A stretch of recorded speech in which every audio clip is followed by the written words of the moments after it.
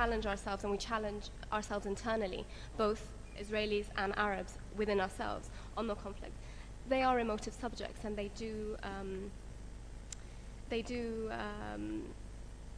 weigh you down in some way. It's a very, very heavy topic. It's a very complex issue, and I think as the 4 months progressed, that was very, very clear to us, and the psychological barriers that are between the two sides also were really highlighted. And I think that through this program, we actually managed to get out of those psychological barriers and go and deconstruct them, and deconstruct our thoughts on them, and what we previously had, and what we hope to achieve in the future when going back to our respective homes.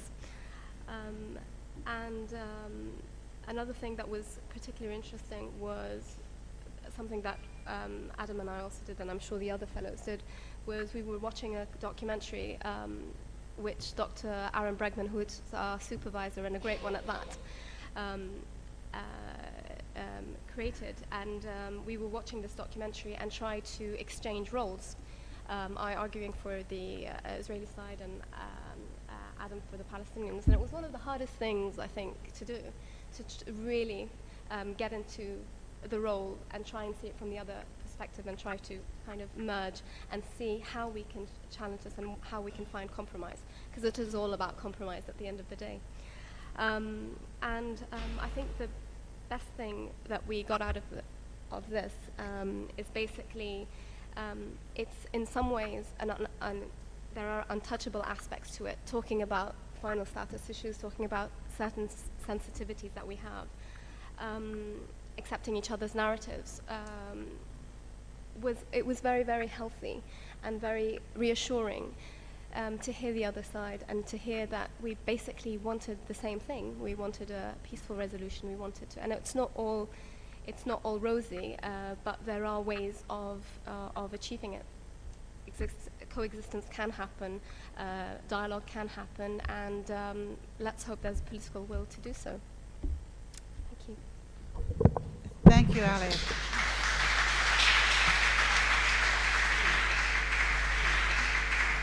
We have a couple of minutes, and I'd like to ask you both two things. First of all, in your discussions last night with your fellow Atkin fellows, was your conclusion optimistic or pessimistic? Could you even use those terms?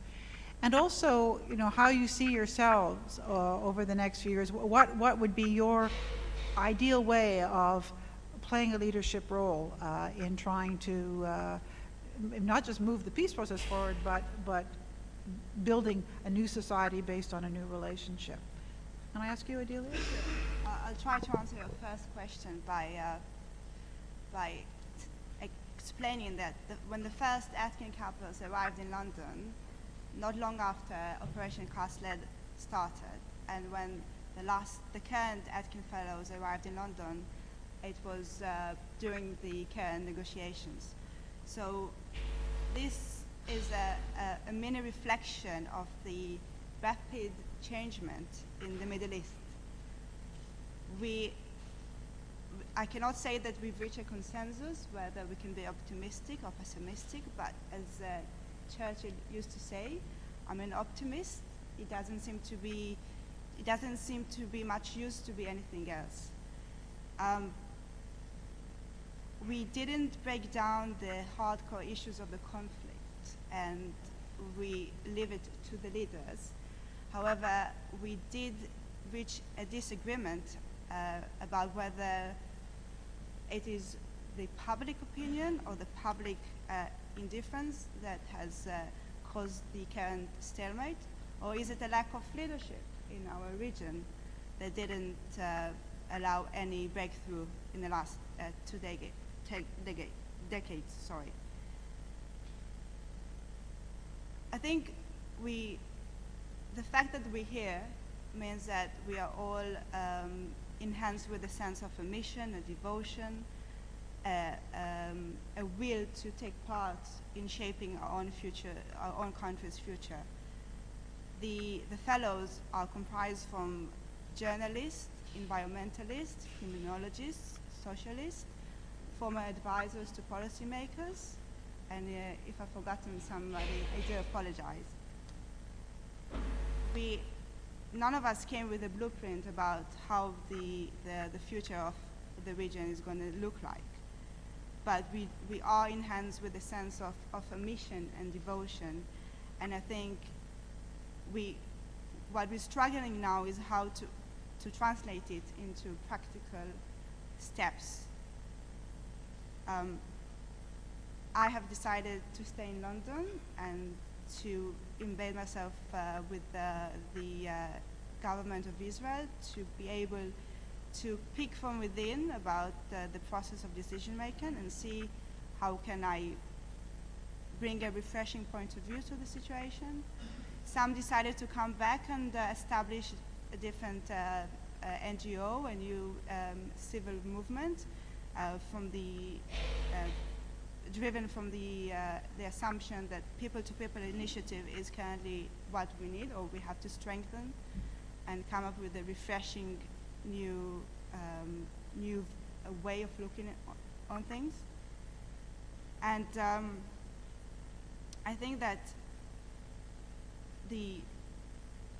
I don't know where the future will bring me, but if I will be seated around a negotiation table, I will have Alia in my mind, I will have Odey, I will have Amal, and I will have all the people that I was fortunate to meet with, and I will always take that into consideration. And I think that's very, very important. Thank you. Regarding the optimistic, pessimistic point, I think we didn't reach a consensus on that. But I mean, there is pessimism and there is optimistic. You just have to stay realistic, I think, and have realistic expectations of what the complexities of of this conflict and what we need to do to actually resolve it, and what our leaders and the public also needs to do to try and temper the conflict and try to work towards a solution. I'd like to be optimistic, and I'd like to think that there is some kind of in the future we can actually see a Palestinian state alongside an Israeli state in peace and security, to have stereotypes vanish along the years, and I think that's what we suffer from most. I think the most important thing is education in this. We have to explore our curricula. We have to both Israeli and Arab curricula, and have a new way of teaching things about the conflict, teach the other side. I think it will help a lot in trying to move things forward, because a lot of the time we're kind of encased in our own perceptions of it, and it's a tough issue, of course, to explore. But if we open our minds a bit, allow that to happen in our classrooms amongst the new generation, I think slowly we're going to find something, and we're going to hopefully develop a new understanding of the Middle East, not somewhere that is, scarred with conflict, but something that's actually healing, and actually work for something that can actually work for generations in the future, and not just be kind of labeled the Middle East a dangerous, violent place. Most people think of Jordan, and in London you say Jordan, and some people say, oh, I'm a bit worried about going, and you're thinking, why? But that's a perception, and that's what we need to do, both internally and externally. We have to work on that, and there's a lot to be done.